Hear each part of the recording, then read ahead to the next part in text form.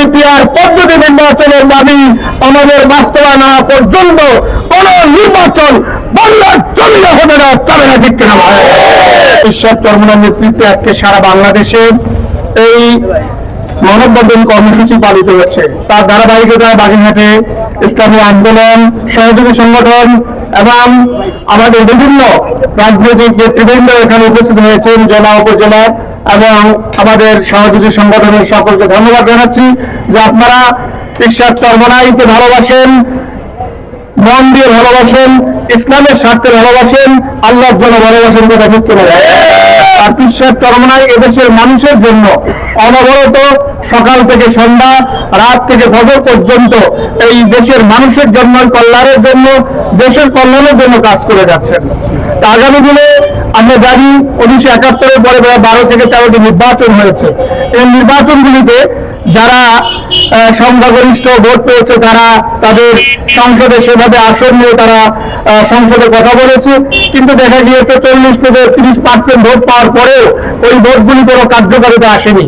PR পদ্ধতি নির্বাচন হলে প্রত্যেকটা ভোটের একটা মূল্যায়ন থাকবে, তাদের প্রতিনিধি সংসদে কথা বলতে পারবেন, আর ভোট পৌঁছবে না, ভোটের একটা মূল্যায়ন থাকবে। এই পিআর পদ্ধতি নির্বাচনটা কালো টাকার বাণিজ্য বন্ধ হবে এবং প্রত্যেকটা মানুষের মধ্যে যে ভোটের যে হয়রানি, মানুষের মধ্যে যে মানুষের হানাহানি, মারামারি, কাটাকাটি দূর হবে।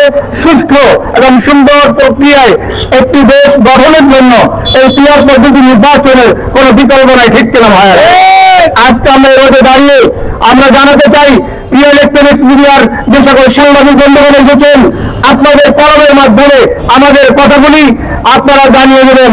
ইসলামী আন্দোলন সহ যে আজকে যুববাদ আন্দোলন হচ্ছে, বিভিন্ন সংগঠন আজকে আমাদের সাথে যারা রয়েছে তারা এই মানববন্ধন কর্মসূচি পালন করছেন। আমাদের সকলেরই দাবি, সারা বাংলাদেশে ইসলামের যে একটা বড় জোয়ার উঠেছে, এই বড় জোয়ারে পরিণত করে আগামী সংসদ নির্বাচনে ইসলামকে ক্ষমতায় নিতে হবে, ঠিক করা হয়। এজন্য আমাদের শ্রমিক ভাই, এখানে অটো শ্রমিক, বাস শ্রমিক ভাইরা রয়েছেন, আপনারা বিভিন্ন সময় লাঞ্ছিত হয়েছেন, অপমানিত হয়েছেন। ইসলাম যদি ক্ষমতায় আসে, আপনাদের ন্যায্য অধিকার, আপনাদের জন্য যে ব্যবস্থা করলে শ্রমিকদের মূল্যায়ন হয়, সেই মূল্যায়ন ইসলামী আন্দোলন করবে ইনশাআল্লাহ, ঠিক কিনা ভাই? প্রিয় সাথী বন্ধুগণ, প্রিয় দেশবাসী, আমাদের যে দাবি, এই 5টি দাবি বাস্তবায়ন না হওয়া পর্যন্ত আমরা আমাদের এই দাবি থেকে ঘরে ফিরব না। ঈশ্বর চরমনাই যখন যেভাবে আমাদেরকে ডাক দিবেন, আমরা তার ডানে থেকে বামে থেকে দেশ মানবতার কল্যাণে আমরা সর্বোচ্চ ত্যাগ করার জন্য প্রস্তুত আছি, ঠিক কিনা ভাই? অতএব আমাদের দাবি একটাই যে পিআর পদ্ধতি নির্বাচন সহ আমাদের নির্বাচনের যে পরিবেশ, এটা তৈরি না হওয়া পর্যন্ত কোনোভাবে নির্বাচনী যে ইশতেহার বা নির্বাচনের যে তফসিল এটা ঘোষণা করা যাবে না, ঠিক কিনা? অতএব আমরা দেখতে পাচ্ছি তো গত 2 দিন আগে আমাদের দেশের শিক্ষা যারা দেশ করার কারিগর, তাদের উপরে এই প্রশাসন লাঠিচার্জ করছে। এর ধিক্কার আমরা জানাই, ঠিক কিনা ভাইয়েরা? আজকে আমরা কি স্বাধীন করলাম, কি স্বাধীনতা পেলাম? যারা আমাদের দেশকে সুন্দরভাবে গড়ার জন্য কাজ করে, আমরা বৈষম্যের জন্য কাজ করি, আজকে বৈষম্যকে প্রত্যেকটা সেক্টরে রয়ে গেছে, ঠিক কিনা ভাইয়েরা?